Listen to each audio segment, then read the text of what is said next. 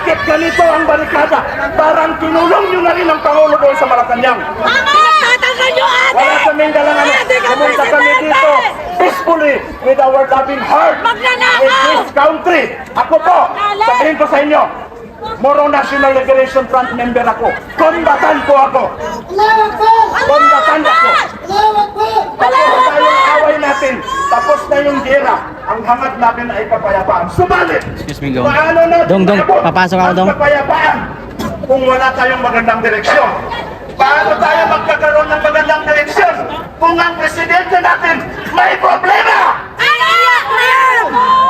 Mga kapatid, sumisigaw man ako, hindi ko ako galit. Nilalabas ko lang ang aking saloobin. Sayang naman yung binili ko ng ticket.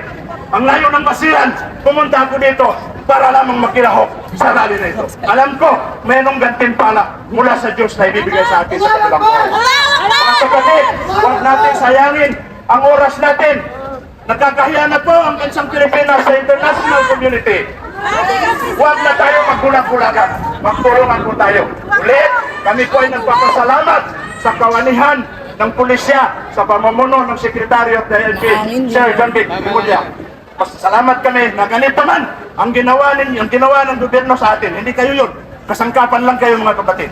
Ganito man ang ginawa, pero tatanggapin pa po namin. Alam ko, tingnan niyo yung mga mukha ng mga pulis natin. Malungkot sila! Malungkot sila! Kasi sila, nadarama din nila, nakatamasa din nila kung ano yung sitwasyon natin ngayon. Kayang gampanan ang inyong tungkulin para aristuin ang mga adik at magnanakaw sa loob ng Malacanang. So kami po ang gagawa para sa inyo. Nakakahiya naman po.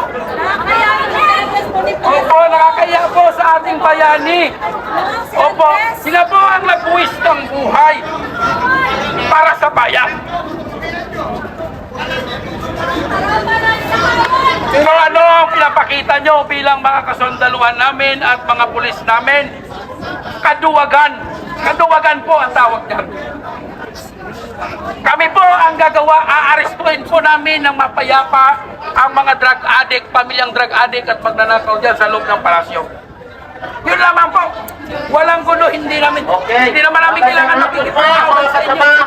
Hindi naman namin kailangan Natawagan ko ng pansin ang ating kasamahan sa Kuya Placido para buksan ang formal na natin programa dito. Ibig sabihin talagang may magnanakaw? Dahil hindi tayo nakapasok dahil may harang. Dahil takot silang sukurin ang tunay na magnanakaw sa kamalamayan. Kaya Kuya Placido, nasaan ka na?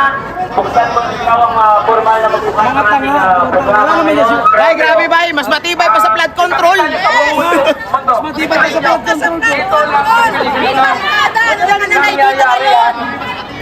Pamilyang drug addict sa Malacanang at magnanakaw, ginagwardyahan ng ating kapulisan. Samantala, pulis sila ng mamamayan. Ayun. Magandang hapon mga kababayan! Nandito na ba mga maisot? Ano ang sigaw ng taong bayan?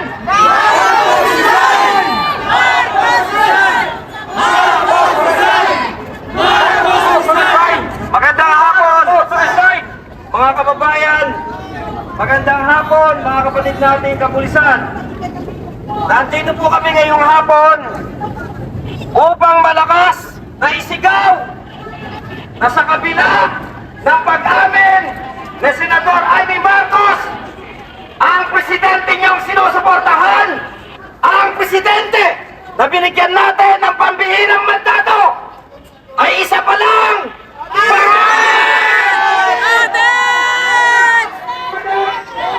bukod sa kanyang pagkakagumon sa ipinagbabawal na droga, napatunayan ng sambayan ng Pilipino na siya rin ang utak ng pagnanakaw! Kaya muli, nandito tayo ngayon upang malaya at mayapang ipahayag ang damdamin ng sambayan ng Pilipino na hindi na tayo papayag at hindi na tayo makakatagal sa uri ng gobyerno na tampulan ng pagnanakaw! Kaya muli, ano ang sigaw ng taong bayan? Marcos!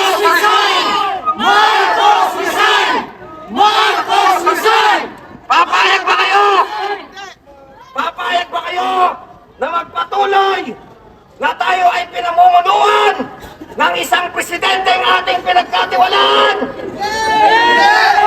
na isang adik at isang kulirang magnanakaw? Hindi!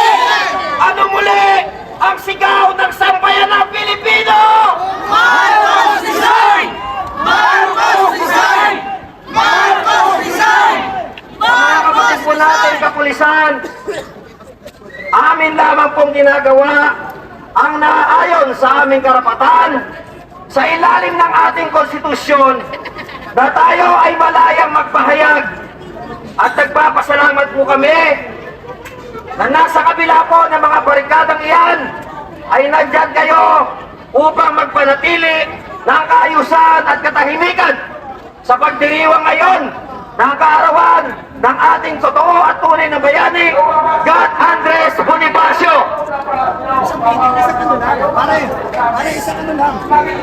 Tumingin mo na, patay mo na. Sila mo na. Sila mo na. Masanin mo muna. Programa tayo. Focus dito muna. Sa mga kapatid nating kapulisan, Isa lang muna. umasa po kayo na nandito kami bilang Pilipino at kapwa ninyo Pilipino na sinasabing malinaw sa ilalim ng ating konstitusyon na inyong ipaglalaban at inyong poprotektahan. Kaya hindi katulad ng ibang mga grupo, umasa po kayo na bilang mga totoong Pilipino na gumagalang at nagmamahal sa ating konstitusyon, kami ngayon ay nandito upang manawagan. At kayo na rin, baka sakaling haplusin ang inyong puso ng sigaw ng taong bayan na hirap na, galit na dito sa ating magnanakaw na presidente. Naniniwala kami na ginagampanan nyo lamang ang inyong mga trabaho at tungkulin. At gayon din kami bilang mamamayang Pilipino ay ginagampanan din po namin ang pagsunod sa konstitusyon at ganun na din ang pagpuprotekta sa karapatan ng mga Pilipino dahil ang aming buwis na ating pinagpapagurang pare-pareho ay ninanakaw ng mga demonyong nandyan sa Malacanang. Kaya pakinggan ninyo, galit na galit ang sigaw ng sabayan ng Pilipino sa presidenteng ito. Ano ang sigaw ng taong bayan? Marcos resign! Marcos resign! Marcos resign! Marcos resign! At kayo naman ay nais po nating tawagan ng pansin upang makapagbigay ng kanilang salubin ang iba't ibang mga sektor na nandito ngayon sa pangunguna ng mga sektor ng manggagawang Pilipino. Ganon na rin sa mga sektor ng senior citizen, kabataan, urban poor sector, at iba't iba pang mga kasama natin na payapang nagnanais na ipahatid ang nagkakaisang damdamin na galit ng taong bayan na hindi na tayo papayag na tayo ay pamunuan pa ng adik at magnanakaw na presidente. Nandito rin po ang mga kapatid nating Muslim nagigisa, sumusuporta sa mapayapang pagtitipong ito. Kaya't ngayon pa lamang mga kapatid na kapulisan, nagpapasalamat kami sa ibinigay po ninyong oras na kami ay bantayan at nawa ay huwag pasukan ng kaguluhan at huwag tayong mahaluan ng mga manggugulo ngayong hapon na to. At dahil po dyan, itutuloy na natin ang ating nautlot na programa sa Liwasang Bonifacio.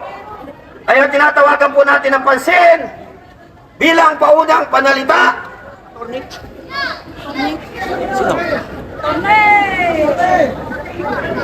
mula sa manggagawa. Palakpakan po natin si Ginoong Jose Jesse Olivera. Tama ba?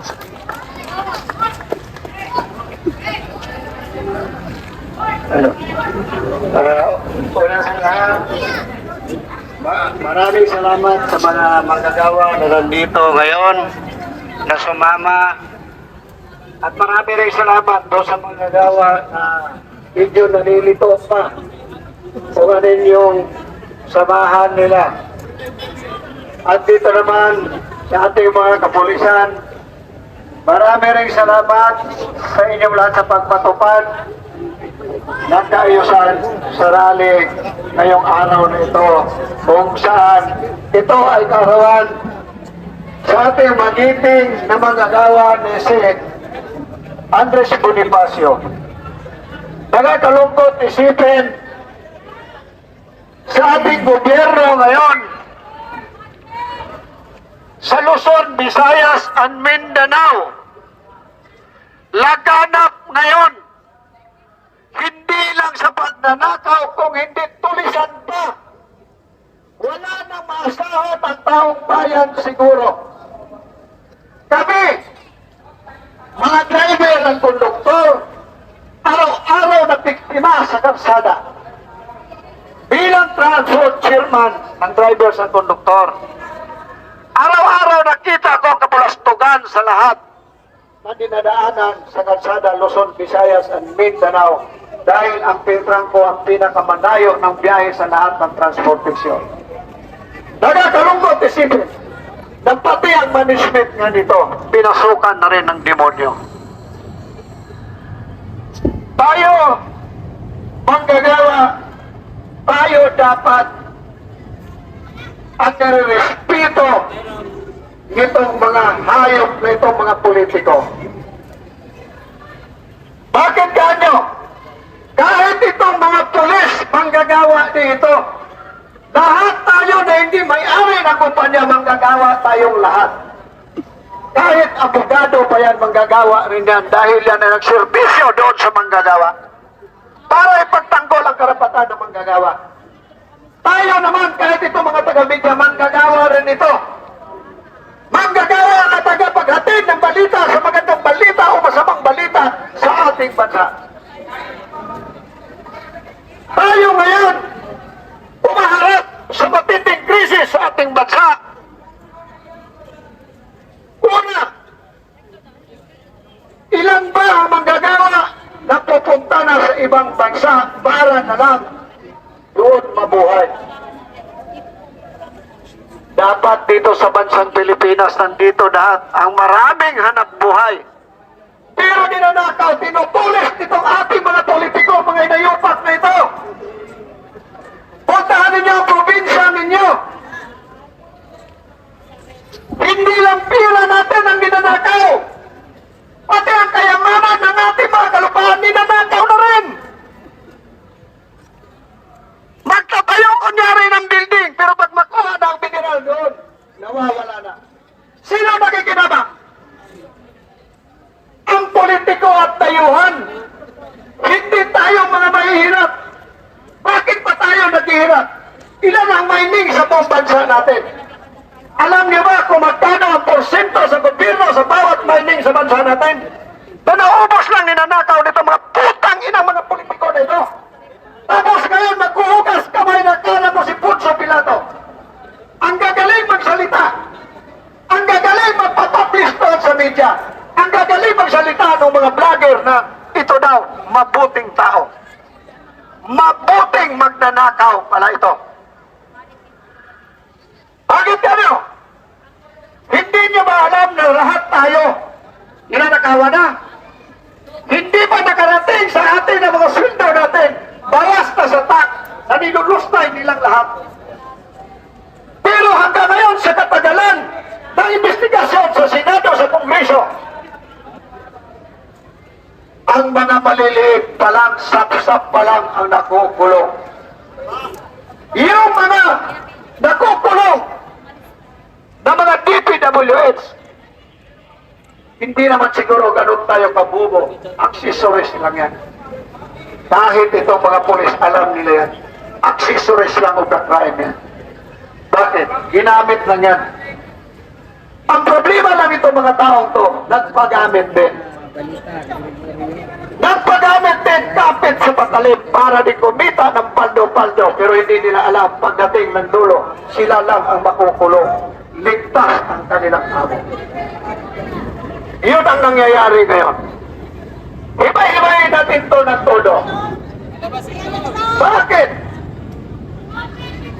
Sinasabi na malinis daw ang budget natin noong 2025. Sino ba ang nag-umpisa para ang budget mahimay-himay? Galing yan doon sa presidente natin bago dalhin doon sa Kongreso para himay-himayin at para magiging batas. Dalhin doon sa Kongreso bago sa Senado at para maisa batas. Pero hanggang ngayon, nanatili ito na walang saysay. At siguro, marami pang magsalita. Maraming salamat para sa ibang mga speaker.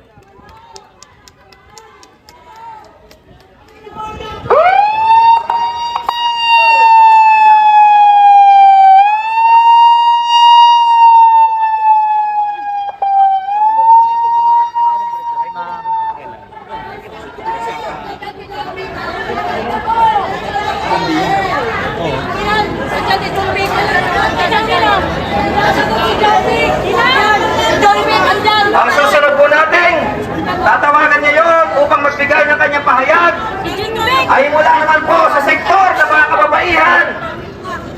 Walang baka po natin, walang iba. Kung hindi, si Amo Patrio. Walang baka po natin.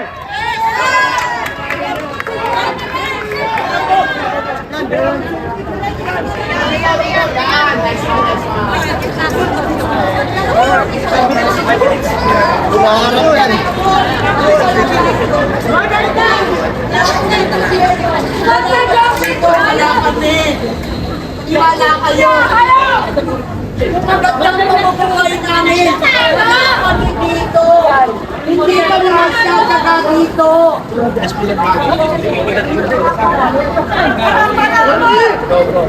Nagtatago! Saan si John B?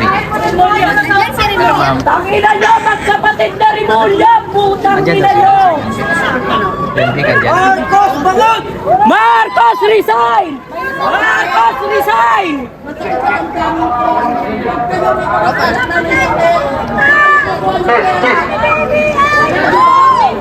September 21, pamig ka ng telefon! Mga kasalitan! Magandang hapon, John B. Rimulya! Maraming salamat sa pagpunta! Maraming salamat sa pagbabalik! For the first time in my life, nakakita ko in person ng taong napakasama. Ako po si Amor Patrio, Pamig ka and I am representing the women of the Philippines. Ako po ang haba ay ng isang mukha mo! rape survivor ng isang drug addict. Kagaya ng pinoprotektahan nyo dyan sa Malacanang. Ang haba ng... Tinatanong ko ang ating mga kapulisan, paano nyo makakater protektahan ang isang drug addict na leader? Siya at ang mga kagaya niya kung bakit may isang ato at may libo-libo at milyon-milyong ato na nagsasuffer sa after effects ng psychological trauma na dulot ng mga drug addict, mga lulong sa droga. Bakit nyo hinahayaan na maging pugad ng mga magnanakaw at mga drug addict ang palasyo na para sana sa sambayan ng mga Pilipino?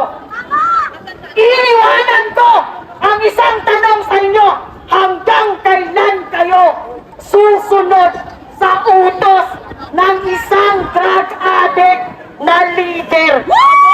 Sa tingin nyo ba may silbi at may value ang paninindigan at pagsisilbi nyo kung ang sinusunod nyo ay demonyo, magnanakaw at long-term drug user?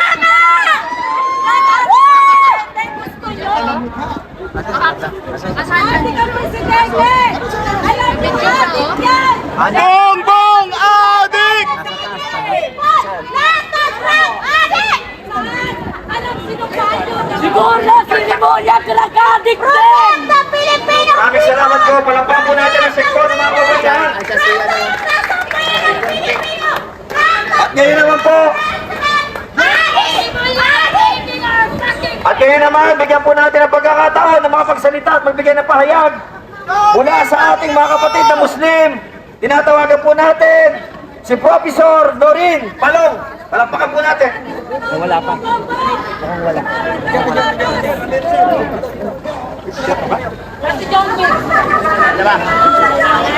John Vic, lumabas ka dyan!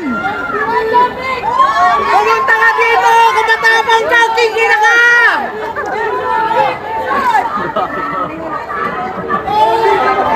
Lumabas ka dyan, John Vic! Kung matapang ka,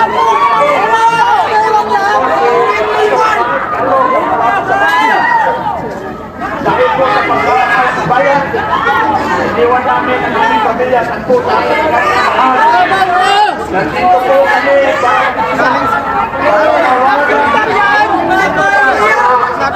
bumaba na sa presidente. Walang kanila po. Internationally, nakasaya na. Kami sa Mindanao. Handa kami. Ganda ito na ganun to. Ganda John Vic, wala na natin. Mahaba sa taas. Kailangan na namin sa Cavite. Kung sakali na, hindi ang titino. Itong gobyerno ito. Panginoon mo! Kami humiwalay. Kung pinakailangan. Wala na, Convict Remolyo! Asoy! Lumabas ka dyan, Convict Remolyo! Tumingin ka! Bobo! Bobo! Lumabas ka dyan, huwag ka magtago, gago! Bobo ka rito! Mayroon na lang po nila na pwede tayong maghiwalay. Hindi na kami pwede po yun. Pero sana ayusin muna natin ang sistema ng ating gobyerno. Lalo na sa kasalukuyan. Nakakahirap na po ang sitwasyon natin. Pantasin ninyo! Ang dami na umalis ko ng investment mula dito sa Israel. Saan sila lumipat? Lumipat sa amin! Sa Davao! Kasi matino ang gobyerno namin doon. Matino ang gobyerno namin sa Mindanao at Manila. Ito po ang mensahe. John Vic! Adik! Kapatid ninyo, Muslim. Kami po ay nakikiisa sa panawagan na maging matiwasay muli ang ating bansa at maging proud tayong ipangalandakan sa mundo na tayo ay mga Pilipino. Kung tanungin mo yung mga white communists natin ngayon, nahihiya sila bilang Pilipino. Dahil sa sitwasyon.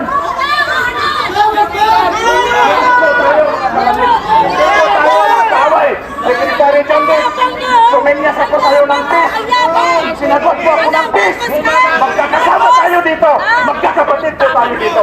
Pero kilala niyo kami kung sino kami mga taga Mindanao. Mayroon kaming isang salita.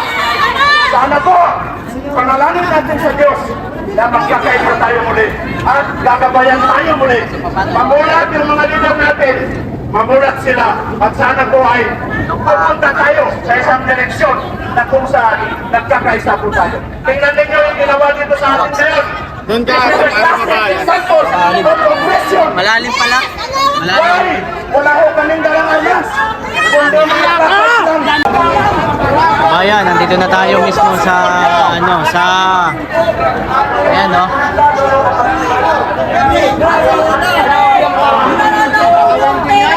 Okay lang sa inyo! Saludo kami mga pulis sa inyo! Mula-ulo po mga kababayan natin sa buong mundo, ito po yung nangyayari. Bob Wine. Ang tindi. Kaya tayo ngayon ay ganito. Ang ng ating kababayan na pag-isay na. Huwag na takot. Kaya mamambukan natin. Nakawang lahat.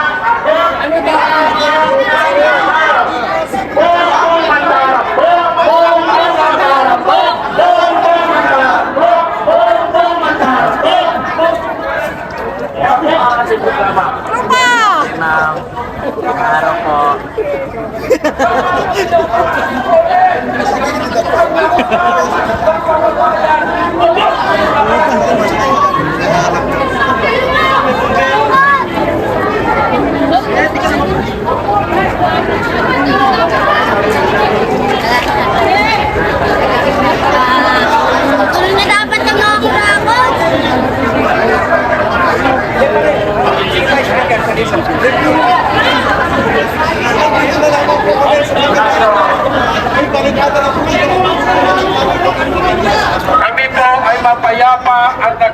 pakiusap, pakikisuyo sa inyo, mahal naming mga pulis. Kung hindi nyo po So dyan na lang po. Maraming salamat at sa muli nating pagkikita inshallah. Sekretary, mabuhay po kayo. Mabuhay po ang bansang Pilipinas. Allahu Akbar! Allahu Akbar! Allahu Akbar!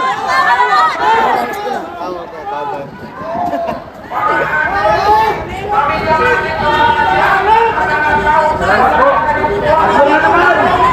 Sa sektor na namin mula sa Bulacan. Ginagawa po natin. Ginoong Alken.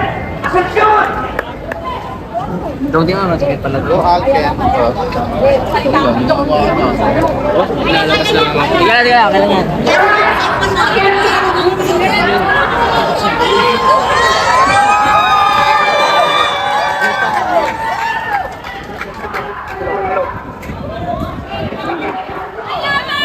Magandang araw sa inyo lahat. Ako si Arken, kabataan na nagmula sa Bulacan.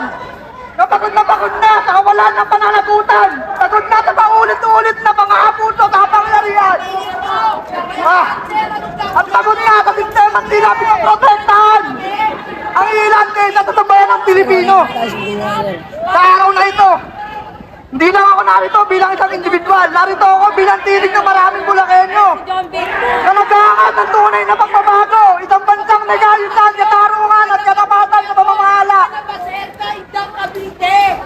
Matagal na natin natakyan ang paulit-ulit na panloloko. Ang pagbaluktot sa katotohanan at ang pagmamaliit na kapangyarihan ng taong bayan. At ngayon narito tayo, sabay-sabay natin tayo na tama na. Dapat na! Hindi na natin kaya manahimik habang ang kinabukasan natin kabataan na nilalakaw na karabyon. Kapabayaan at maling pamamalakad.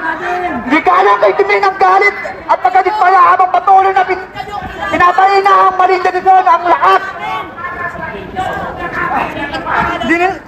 Si Malinsin, kilala ko na Malinsin, di ba? Lahat ng ating bayan, ang panawagan natin ay simple lang. Ang pamahalaan ay dapat maging tapat. Susuportahan at hanggang matapos. Kung may mga hindi nakalang ng pananagutan. Sabi isa lang magsasalita. Nasabay. Saan yan? Yung kanina pa yun. Nakakita natin ang Pilipinas na hindi mag-aari ng sinuman. Ito ay para sa bawat Pilipino na nangarap, nagsikap, nagmahal sa bayan at patuloy na lumalaban para sa isang maayos na bukas. Kaya ngayon, sama-sama natin isigaw ang panawagan para sa katotohanan, katarungan at pananagutan. Sama-sama natin ilindig ang Pilipinas, hindi sa pilitan. Hindi napipilitan tayo kundi dahil mahal natin ang ating bayan. Maraming salamat sa kabuhayan ng bayan ng Pilipinas. Uy, Pilipinas! Dito na ako kanina, tapos parang walang tao. Salamat. At kayo naman po, paano po pagbigyan natin sa pagsasara ng ating programa ngayong hapon? Bigyan po natin ang pagkakataon na tayo alayan ng panalangin at magpahayag si Pastor Jerry Yanes.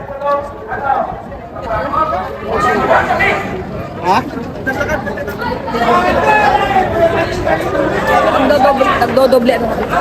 matapang ka lang kasi napapaligiran ka ng mga tuta mo. Kinoko, nakakaiya ka.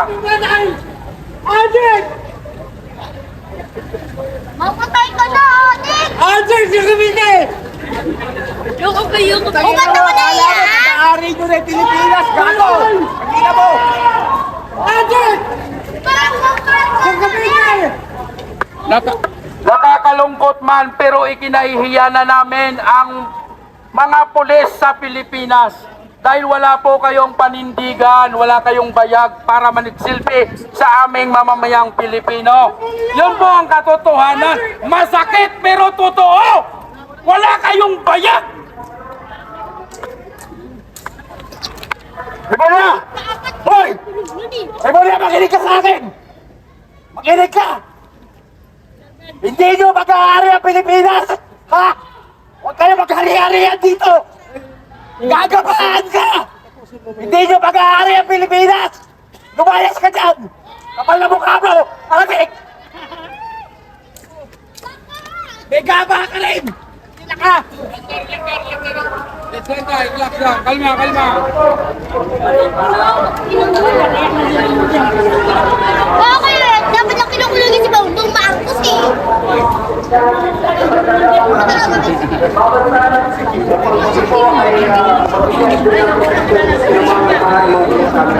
Napatid na yan sila. Pastor, querido pastor ko at guro. At ako po nga rito para i-represent ang ating mga senior. Ako po 63 years old na. Sa akin po mga nasaksiyan mula nung ako ay